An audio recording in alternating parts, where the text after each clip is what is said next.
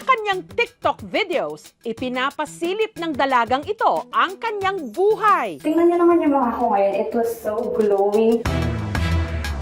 Bukod sa pagbabahagi ng kanyang skincare routine, todo flex din siya ng kanyang mga bestida at palda. I feel so Disney princess dito sa dress na to. Sobrang ganda niya. At dito, may napansin ang netizens. Isa ka po ba sa stepsisters ni Cinderella? Bibe ka po ba? Ako nahihirapan para sa'yo, ate. Sa tuwing siya kasi ay nakatalikod o hindi kaya nakatagilid, agaw pansin ang hubog ng nakausli niyang puwet at balakang. Mukhang may padding. I think nagpagawa po siya ng kwet niya po. Natural ba ang kanyang hubog o may ibang sikreto sa likod nito?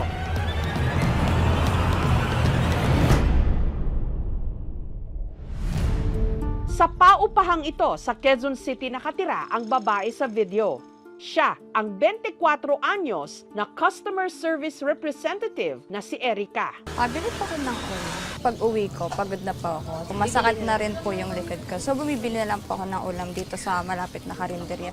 Sa kanyang paglalakad, si Erica madalas daw pagtinginan. Kakaiba yung hugis ng balakang niya. Malaki talaga eh.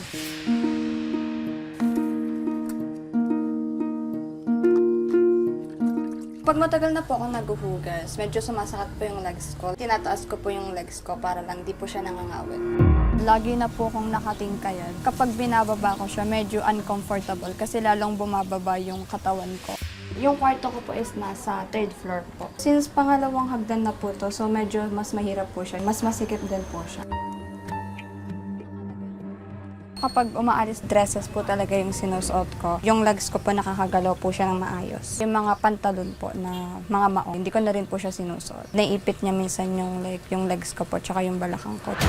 Sa tape measure, 37-inch po yung sukat po ng balakang ko ngayon. Ito pong bewang ko is totoo po talaga to. Ito po yung hugis ng balakang ko. So wala po siyang padding, hindi rin po ako nagparetoke. Kapag nakaupo po ako, hindi po nila mapapansin na meron akong kondisyon. Si Erica, normal naman daw noong isinilang. Ang kanyang araw pangarap maging model at beauty queen. Ang bata ko, always nanonood po ako ng mga beauty queens kapag pinapalabas sila sa TV. Nagrarampa ako. Pero habang siya'y lumalaki, napansin niyang nag-iiba na ang kanyang kurba. Umuumbok na yung likod ko nung high school ako. Pag nandito sa harap, para siyang nakaliyad ako. Para po siyang pa-letter S eh. Nung nag-adult ako, grabe yung pagkatupi ng likod ko. Nahiya siyang maglakad. Nagpapayong siya, yung payong niya, tinatakip niya sa nakausli niyang puwet. Ito rin daw ang naging dahilan kung bakit kinailangan niyang isantabi ang kanyang pangarap. Hindi siya pwede, dapat fit yung body mo kapag sasali ka sa beauty contest. Parang ang daming regrets po nung bata ko. Sinasabihan nila kong kabayo is so much degrading as a human being. Umiiyak po ko. Tinuturuan ko siyang maging tough. Huwag kang papayag na ganun-ganunin ka, lumaban ka. Ang payo ng kanyang ina, isinapuso ni Erica. Ibinaling niya ang kanyang atensyon sa pag-aaral. I'm really into academic po. I'm an achiever din. Nananalo ako sa mga Battle of the Brains. Yung mga classmate ko, na-amaze sila sa akin. Ngayon, si Erica napuno na ng kumpiyansa sa sarili at hindi na siya nahihiyang ipakita ang kanyang asset sa buong mundo. One of the mindset that I created myself is kapag naglalakad ako, I feel like nagmo-model ako, parang nagra-ramp ako. Chin up lang. Nung nahiya ako, lagi lang ako nakatingin sa sahig. Pero ngayon, tinitingnan ko rin yung mukha ng ibang tao. Inisip kong nasa runway lang ako or nabuboost yung confidence ko. Dapat talaga you allow yourself to feel comfortable with the uncomfortable. Yung video ko, it reached like 21.6 million views. May mga batang nagko-comment sa akin na parang nagkaroon din sila ng bullying and then sabi nila humahanga daw sila sa akin and gusto din daw nila maging confident. Awareness na yung disability mo or yung flaw mo, it's not a barrier to achieve your dreams pa din. Pero bakit nga ba umusli ang kanyang balakang? May hinala ang kanyang ina. 5 years old na siya. Nanguha ng kamote po. Aksidente po siyang natusok sa shrub. Pag lumakad pa ika-ika, na split po siya dahil humabol siya sa lolo niya. Kaya na-dislocate yung buto niya sa pelvis. Tapos pinahilot. Mula noon, nahirapan na raw si Erica maglakad. Nung na-confine na siya, ang nangyari, TB sa buto. Nawaan daw ako ng tuberculosis ng grandparents ko. Tapos bumaba po siya dito sa may balakang ko. Hindi pa po namin siya napa-follow up check up. Tight din kami sa budget eh. Minsan di ako nakakatulog pag naisip ko siya. Pero hindi ko naman napakita sa kanya. Paano kung like isang araw, hindi na naman ako makalakad? Kaya ipinakonsulta ng aming team si Erica sa isang orthopedic surgeon. Ganito, okay lang, ano? Ayon sa inisyal na pagsusuri, may kondisyon si Erica na tinatawag na hip contracture leading to anterior pelvic tilt and hyperlordosis. Hindi gumagalaw masyado yung right hip niya kumpara dun sa left. Kapag ginagalaw mo yung hip, nagko-compensate yung spine kapag ka binababa or hine-extend yung hip. Pag tumayo siya, naka-fix na yung angle ng paa sa kanang pelvis. Yung pelvis ay umiikot kasama ng paa. Pinakamalaking contribution dito, yung nagkaroon siya ng probably TB arthritis or TB osteomyelitis. Para sa pagtingkaya, meron leg length discrepancy ang tawag. Kung hindi niya tititingkaya, hindi niya maabot yung floor. Meron siya na pain na nararamdaman sa balakang, mabilis mapagod. Maaaring ito yung dahilan. Wala naman pong implication in terms of alarming ba to sa kanyang buhay. Ang pinag-uusapan na lang natin dito is how acceptable the deformity is in her daily life.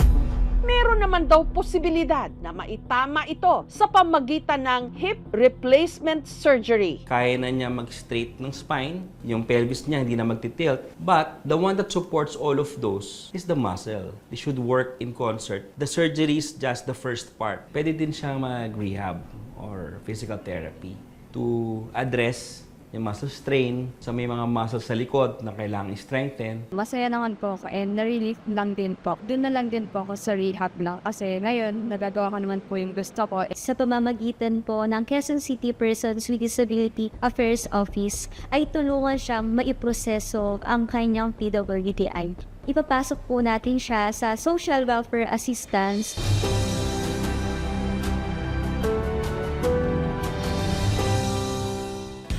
At para mas lumakas pa ang kanyang kumpiyansa sa sarili, tinupad namin ang naunsyami niyang pangarap na maging modelo. So welcome to Midnight Dream Studio. Hello, Erica. Maraming mga models dito, celebrities at mga beauty queens na nag-shoot dito. Ano ba nandito?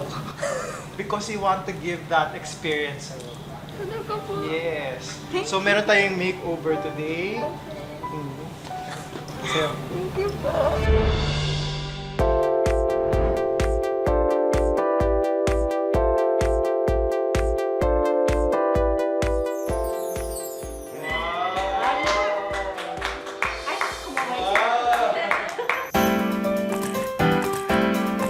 Feeling ko po like nasa cloud nine ako because I'm wearing like a gown para akong like rarampa or like parang magra-runway ka.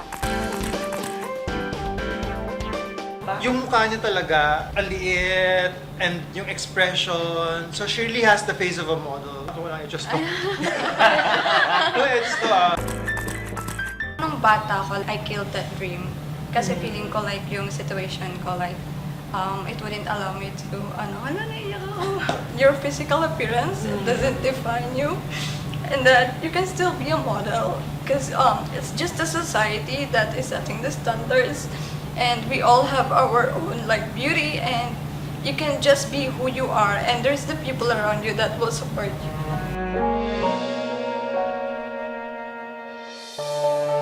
Ang tunay na ganda, hindi nasusukat sa hubog ng katawan. Dapat talaga you allow yourself to feel comfortable with the uncomfortable. Kundi sa kumpiyansang yakapin ang sarili at sa tapang na taas noong maglakad patungo sa ating mga pangarap.